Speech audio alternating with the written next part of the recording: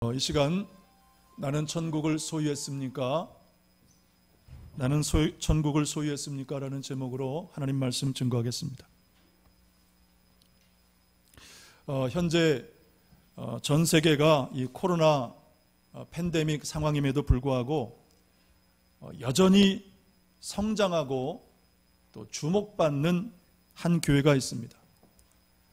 바로 인도에 있는 갈보리 템플입니다.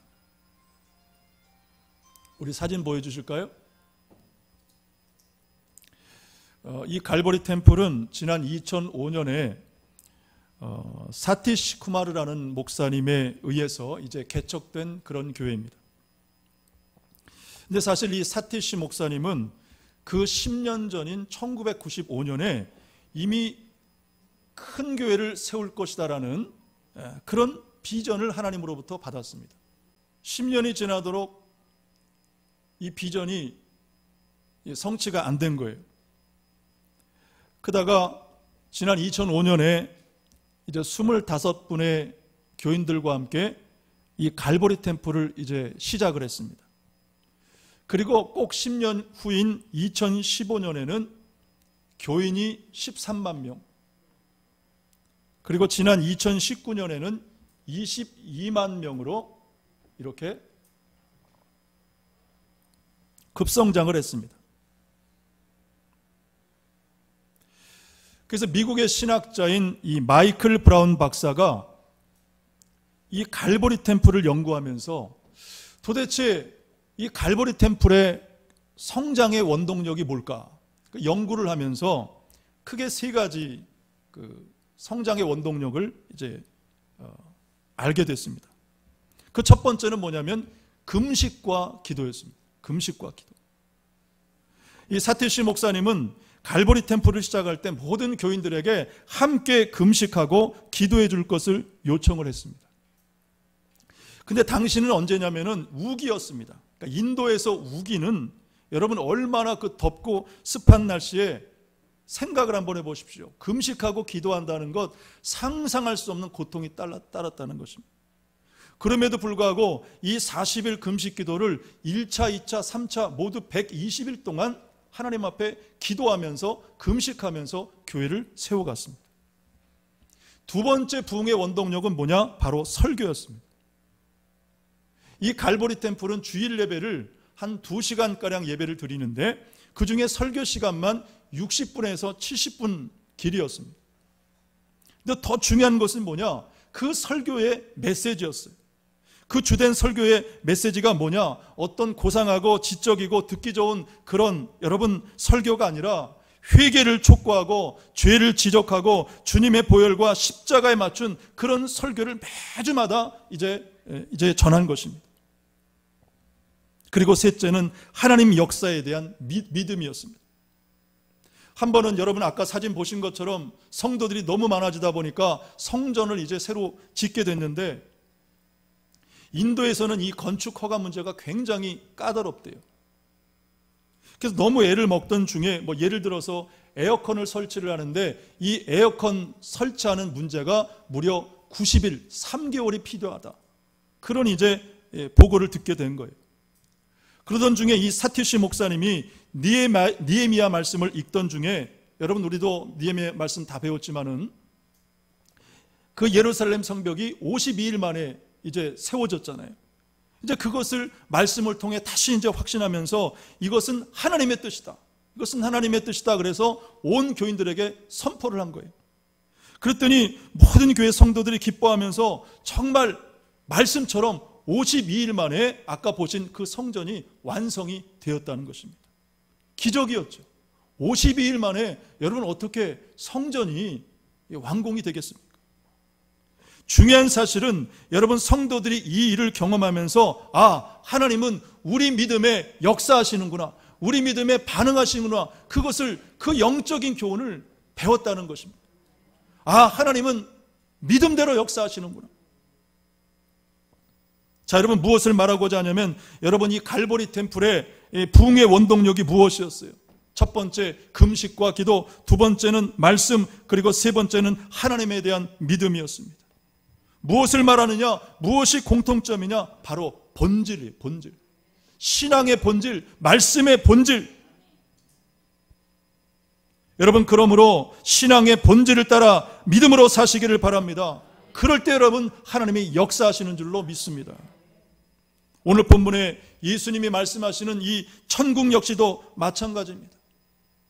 여러분, 천국은 우리 그리스도인들에게 본질이에요. 본질. 우리 신앙의 핵심이고 여러분 최고의 가치인 줄로 믿습니다. 그래서 세례 요한이 선포한 복음도 다른 것이 아닙니다. 회개하라, 천국이 가까웠다. 천국 복음을 전했고, 우리 예수님도 전하셨던 복음 역시 다른 것이 아니었습니다. 하나같이다. 천국이었어요. 천국. 여러분, 그러므로 오늘 말씀을 통해 우리에게 이 천국이 있음을 깨닫고, 여러분 반드시 이 천국을 소유하시고 천국을 준비하시는 저와 여러분 모두가 되시기를 주님의 이름으로 축복합니다. 자, 그렇다면 천국은 우리에게 어떤 것이냐? 천국은 어떤 것이라고 오늘 주님이 우리에게 말씀하시느냐? 첫째로, 천국은 세상에서 가장 가치 있는 보화라는 사실입니다. 천국은 어떤 것이냐? 세상에서 가장 가치 있는 보화다. 오늘 본문 44절 말씀해 보니까 천국은 마치 밭에 감추인 보화와 같으니 사람이 이를 발견한 후 숨겨두고 기뻐하며 돌아와서 자기의 소유를 다 팔아 그 밭을 산다 그랬습니다. 그리고 46절에 보면 이 천국은 극히 값진 진주 하나라고 주님이 말씀하고 계십니다. 다시 말해 천국은 어떤 것이냐? 다른 어떤 세상의 보화와 비교할 수 없는 가장 값진 보화라는 주님의 말씀인 것입니다. 그래서 어떻습니까? 자기의 모든 소유를 다 팔아 그 천국 보화를 산다라는 것입니다. 특별히 여러분, 이 천국은 감추인 보화다. 밭에 감추인 보화다. 또 발견하는 것이다 그랬어요. 발견하는 것이다. 무엇을 알게 되냐면 천국은 여러분 모든 사람이 소유할 수 있는 것이 아니다는 것입니다. 천국은 모든 사람들이 소유할 수 없다. 그런데 이 천국 보화가 오늘 저와 여러분에게는 이미 임한 줄로 믿고, 여러분 이 천국을 꼭 소유하시고 여러분 마지막 때까지 꼭 지켜가시기를 주님의 이름으로 축복합니다. 자, 그렇다면 누가 이 천국을 소유할 수 있느냐? 바로 이 천국을 찾는 사람, 그리고 그 나라를 위해서, 그 찾은 천국을 위해서 어떤 것도 희생할 수 있는 사람입니다. 여러분, 그렇지 않습니까? 아무리 좋은 것도 값을 치르고 내 것이 될 때 기쁘고 비로소 누리게 되는 것입니다. 값을 치르지 않으면 아무리 좋은 것도 내 것이 될 수가 없어요. 반드시 값을 치르고 그럴 때 그것이 내 것이 된다. 마가복음 10장에 보면 한 부자 청년이 예수님께 와서 이런 고상한 질문을 했어요. 어떤 고상한 질문이냐? 선생님이요, 내가 무엇을 하여야 영생을 얻겠습니까? 영생에 대한 아주 고차원적인 질문을 했습니다. 그때 예수님이 청년에게 말씀하시기를 내가 영생을 얻으려면 계명을 지켜야 된다. 그랬더니 청년이 뭐라 그래요? 선생님이요, 내가 이런 것들은 어려서부터 다 지켰습니다. 한마디로 율법에 도덕적으로 윤리적으로 완벽한 삶을 사는 거예요.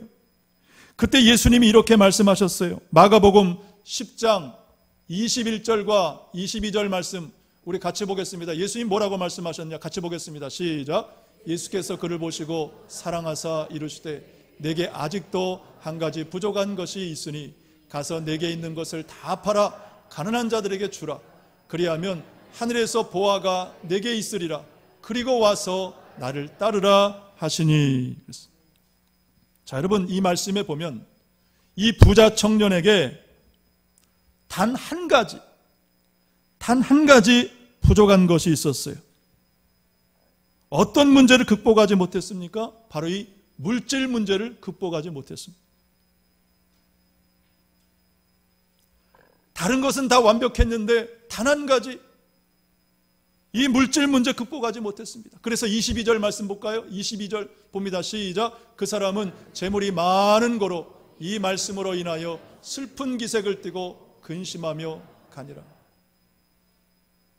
다른 것은 다 좋았는데 단 한 가지, 이 재물이 많은 거로 이 물질 문제 하나 넘기지 못해서 결국 주님을 따르지 못했다는 것입니다. 여러분, 그러므로 이 물질 문제 여러분 꼭 극복하셔서 여러분 이 땅에서도 천국을 소유하시고 천국을 누리며 사시기를 주의 이름으로 축복합니다.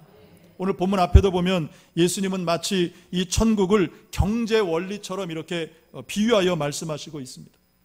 먼저 11절과 12절 말씀, 성경 가지신 분들은 성경 11절과 12절 말씀에 보면 뭐라고 되어 있습니까? 천국이 있는 사람은, 이 천국을 소유한 사람은 받아 넉넉하게 되지만 없는 사람은, 천국이 없는 사람은 있는 것도 빼앗긴다 그랬어요. 천국이 있고 없고가 이렇게 여러분 다른 것입니다. 뿐만 아니라 31절 이하에 보면 천국을 겨자씨 한 알과 그리고 누룩과 같다라고 비유하여 말씀을 하십니다. 여러분, 겨자씨 한 알과 누룩 어떤 것입니까? 어떤 공통점이 있어요? 눈으로조차 볼 수 없는 아주 작은 알갱이 씨앗입니다. 그런데 이것이 나중에 어떻게 되냐? 겨자씨 한 알이 나무가 돼서 새가 깃든다고 말씀하고, 누룩 그 조그만 것이 곡식 전체를 부풀게 한다, 그렇게 비유하여 말씀하고 있습니다. 다시 말해 천국을 소유하게 되면 이런 풍성한 결과를 가져오게 된다는 말씀이죠. 여러분, 예를 들어서 이 천국 누룩이 내 안에 심겨지면 어떤 변화들이 나에게 찾아올까요? 내 안에 있던 두려움, 절망, 불안, 근심, 증오, 미움, 좌절, 이런 감정들이 여러분 하나하나 정복되어 가는 것입니다. 죄와 욕망의 문제도 마찬가지예요. 늘 문제와 상황 앞에 좌절하고 버림받은 것 같고 실패한 것 같고 그렇게 나를 묶였던 사슬들이 여러분 하나하나 벗겨지는 거예요. 그래서 천국의 그 해방감을 누리게 되고 감격을 여러분 누리게 되는 줄로 믿습니다. 여러분, 그러므로 여러분 반드시 이 천국을 소유하시기를 바랍니다. 자, 그러려면 다시 말씀으로 돌아오면 우리는 이 물질 문제를 여러분 반드시 극복해야 돼요. 물질은 우리에게 여러분 주인이 될 수도 있습니다.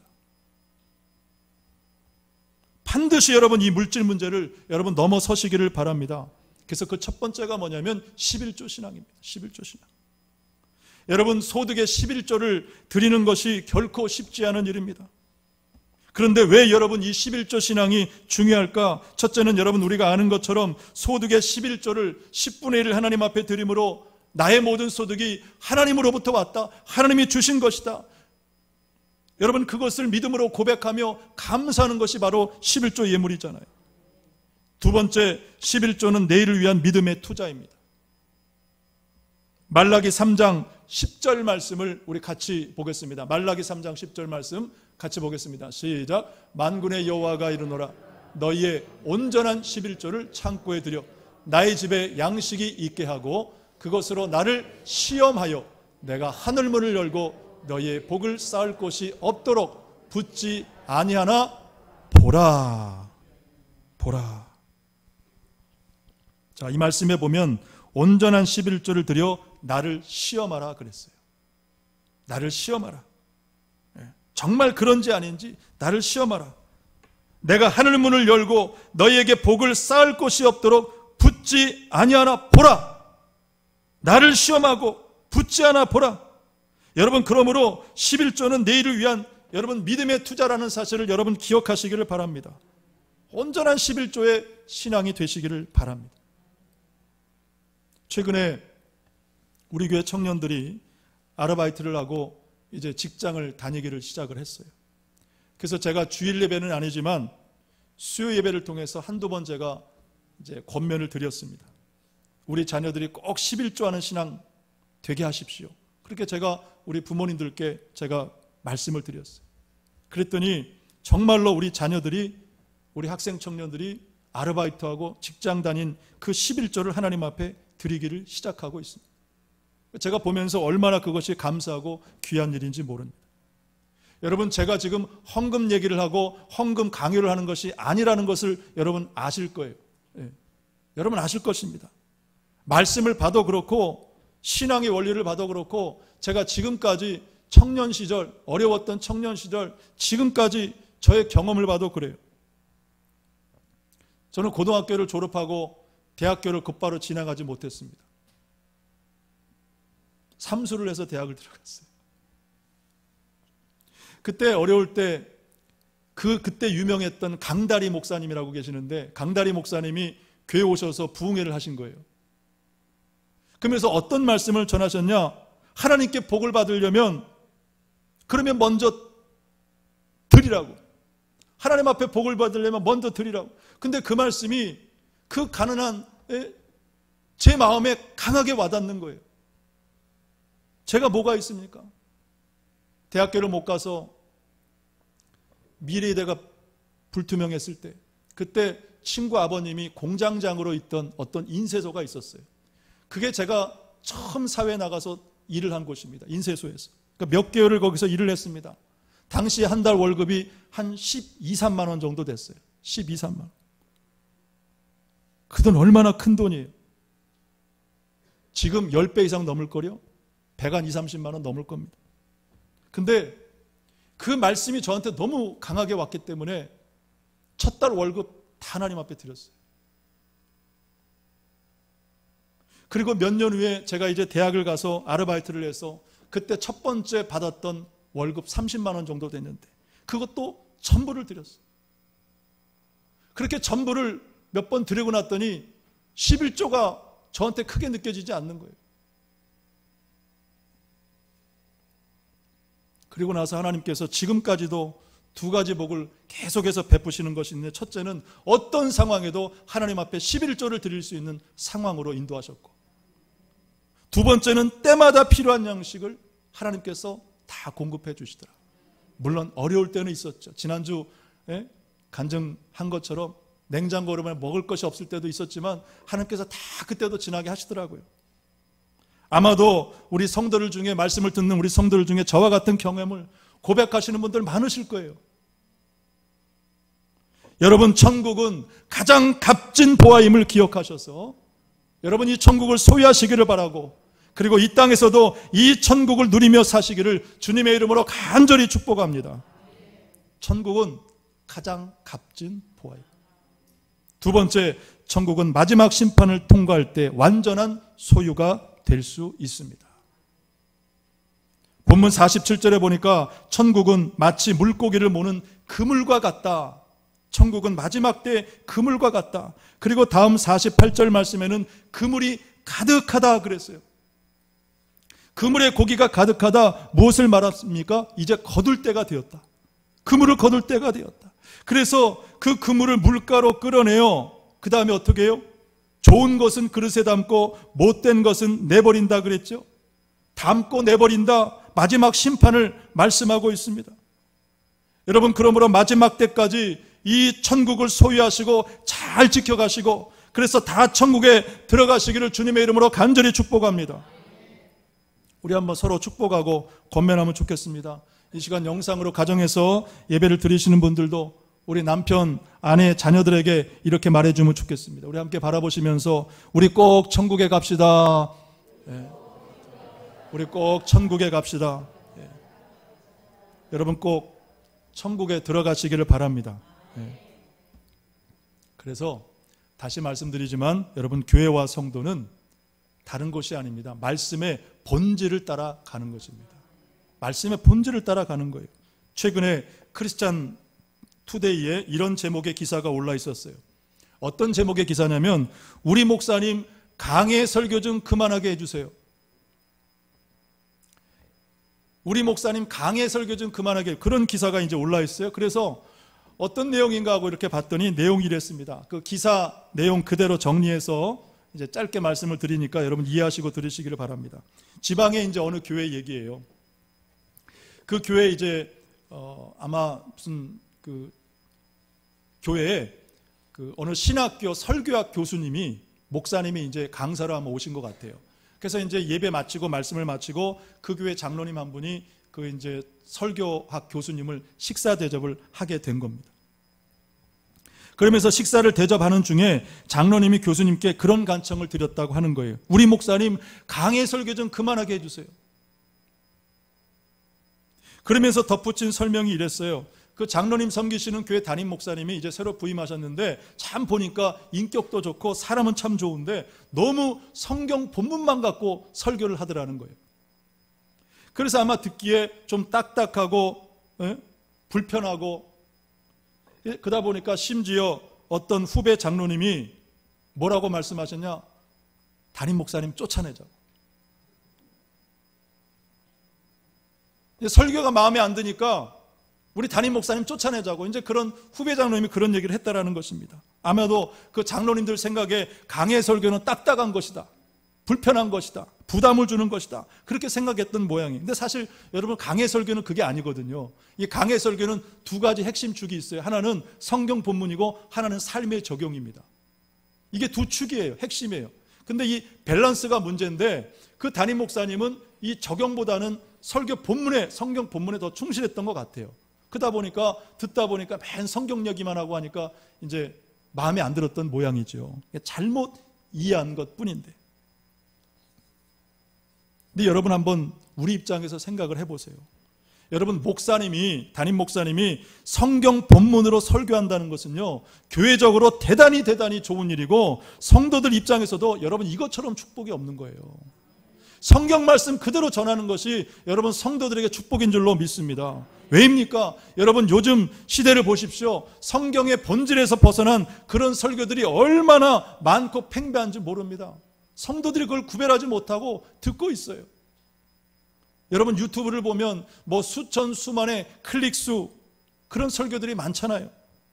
그렇다면 여러분, 접속수가 많다고 그런 설교들이 과연 복음적인가, 성경을 말씀하고 있는가라는 것은 우리가 한 번 더 깊이 돌아볼 문제인 것입니다. 여러분, 예수님이 마태복음 7장 13절과 14절 통해 말씀하신 것을 잘 기억하십시오. 우리 같이 보겠습니다. 시작. 좁은 문으로 들어가라. 멸망으로 인도하는 문은 크고 그 길이 넓어 그리로 들어가는 자가 많고, 생명으로 인도하는 문은 좁고 길이 협착하여 찾는 자가 적음이라. 여러분, 그러므로 무엇을 하든 내가 선택한 그 길이 멸망으로 가는 길인지 생명으로 가는 길인지 여러분 잘 분별하시기를 바랍니다. 지난 금요일자 생명의 삶 본문이 마태복음 15장에 기록된 소위 장로들의 전통에 관한 그런 문제였어요. 예수님께서 이 말씀을 통해서 우리에게 가르쳐 주시는 것은 뭐냐? 본질과 비본질적인 거예요. 신앙의 본질과 비본질은 뭐냐? 어느 날 바리새인과 서기관들이 예수님께 찾아와 이렇게 말합니다. 당신의 제자들이 지금 장로들의 전통을 범하고 있습니다. 떡 먹을 때에 손을 씻지 아니합니다. 그렇게 예수님 앞에 제자들을 고발했습니다. 자, 밥을 먹는데 손을 씻지 않는 것을 가지고 예수님 앞에 문제 제기한 것입니다. 예수님이 그 말을 들으시고 뭐라고 말씀하셨냐? 너희는 어찌하여 너희 전통으로 하나님의 계명을 범하느냐 책망하셨습니다. 쉽게 말하면 비본질적인 전통을 지키겠다고 본질적인 하나님의 계명을 지금 범하고 있다, 벗어나고 있다는 그런 말씀이에요. 여러분 보면은 교회들도 그렇고 성도 개인도 마찬가지입니다. 어떤 교회, 어떤 성도들은 성경 말씀이나 기도나 예배 같은 신앙의 본질적인 것을 최고의 가치로 여러분 여기지만, 어떤 분들은 교회 행사나 조직이나 직분 같은 그렇게 외형적이고 드러나는 것들을 중시하는 그런 신앙들도 있어요. 예수님은 한마디로 이것이 외식이다라고 말씀하시는 것입니다. 무엇이 본질이고 무엇이 비본질인가? 예를 들어 여러분, 교회 안에 돌봄이라는 것이 있습니다. 돌본다. 누군가를 돌본다. 여러분 그렇지요?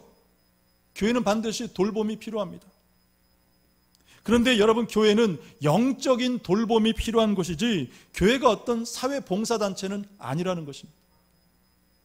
예를 들어 어떤 어려움에 당한 지체가 있으면 그분을 위해서 기도해주고 말씀으로 위도하고 어떻게든 그분들이 믿음으로 살도록 격려하는 것이 교회가 또한 성도들이 할 일이에요. 그런데 이것이 자꾸 어떤 인간적인 봉사 차원이 돼버리면 반드시 여러분 거기에는 부작용이 따르게 돼요. 예를 들어 여러분 서너 번 찾아가다가 한 번 못 가면 서운하다 그러고 시험 들었다고 그러고 그것이 이제 교회적인 문제가 되기도 하더라는 것입니다. 여러분 신앙생활은 여러분 다시 말씀드리지만 본질적으로 영적인 싸움이에요. 그래서 교회는 어떤 곳이냐? 영적으로 강한 군사가 되도록 훈련하는 그런 훈련소와 같은 것이 바로 교회라는 사실입니다. 교회는 사회봉사단체가 아니에요. 무엇이 본질인지를 우리가 알아야 됩니다. 여러분 그럴 때 이 마지막 심판이 있음을 알고 그 마지막 심판을 대비하고 통과하는 그런 교회와 성도가 되는 줄로 믿습니다. 우리는 마지막 심판이 있어요. 그것을 준비해야 됩니다. 여러분 본문 48절 중간에 보니까 좋은 것은 그릇에 담고 못된 것은 내버린다 그랬어요. 마지막 때까지 그냥 같이 있어요. 그러다가 마지막 때에 이것이 이제 갈라지게 되는 거예요. 그런데 여러분 49절은 더 중요한 말씀을 하고 있습니다. 성경 가지신 분들 49절 말씀을 같이 보겠습니다. 시작. 세상 끝에도 이러하리라. 천사들이 와서 의인 중에서 악인을 갈라낸다. 자, 이 말씀 너무 중요합니다. 의인 중에서 악인을 갈라낸다. 쉽게 말하면 여러분 같은 교회를 다니고 같이 함께 예배를 드리는데도 어떤 사람은 구원받고 천국에 가지만 어떤 사람은 그 다음 50절 말씀처럼 풀무불에 던져 넣으리니 거기서 울며 이를 갈 그 말씀을 지금 하고 있다는 사실입니다. 여러분 그러므로 마지막 심판에서 구원받도록 더욱 영적으로 깨어 준비하시기를 주의 이름으로 축복합니다. 끝으로 이제 한 가지 신문기사만 나누고 이제 마치도록 하겠습니다. 지난주 그 기독일보를 보니까 전 세계가 지금 코로나 팬데믹 상황임에도 불구하고 부흥하고 성장하는 두 나라 교회들을 이제 소개를 하고 있어요. 첫 번째는 네팔 교회들입니다. 네팔 교회. 여러분 아시는 것처럼 네팔은 힌두교 국가죠. 복음을 전할 수 없는 나라예요. 만약에 선교사님들이 복음을 전하다 발각이 되면 다 추방당해요. 지금 인도는 다 추방당해서 그 주변 나라들로 선교사님들이 다 이동했다는 사실을 여러분 아실 것입니다. 네팔인들이 기독교로 개종한다? 여러분 그 사회에서 상상할 수 없는 차별을 경험하게 됩니다. 그럼에도 불구하고 여러분 지금 네팔 교회가 계속해서 성장하고 부흥하고 있다는 사실입니다. 두 번째 나라는 어디 나라냐? 미국입니다. 미국 교회. 여러분 퓨 리서치라는 그 센터에서 전 세계 선진국 14개 나라 그리고 그 14개 나라에 1000명씩을 이제 뽑아서 14,000명을 대상으로 설문조사를 했습니다. 이런 질문을 했어요. 코로나19가 신앙에 미친 영향이 무엇입니까? 코로나19가 신앙에 미친 영향이 무엇입니까? 라고 물었는데 결과가 놀라웠어요. 14개 선진국 가운데 미국인들의 신앙이 가장 강해졌다. 미국인들의 그리스도인들이 더 신앙이 강해졌다. 반면에 우리 한국교회는 꼴찌예요. 14개 나라 가운데 꼴찌. 여러분 아시는 것처럼 미국이 지금 얼마나 혹독한 그 상황 가운데 있습니까? 코로나 확진자 수, 사망자 수 상상을 초월합니다. 게다가 인종 갈등 끊임없이 일어나죠. 정치 계파 간 갈등, 헤아릴 수 없는 산적한 그런 문제들이 있어요. 그럼에도 불구하고 지금 미국 교회 성도들이 교회로 모여들고 있다는 사실입니다. 오늘 우리에게 대단한 도전을 주고 있는 것입니다. 말씀을 마칩니다. 여러분 아무쪼록 마지막 심판이 우리 앞에 있음을 항상 기억하시고 여러분 깨어서 준비하시기를 바랍니다. 그리고 이 땅에서도 이미 우리에게 소유된 이 천국 끝까지 여러분 지켜가며 마지막 천국에 다 들어가시는 저와 여러분 되시기를 주님의 이름으로 축복합니다.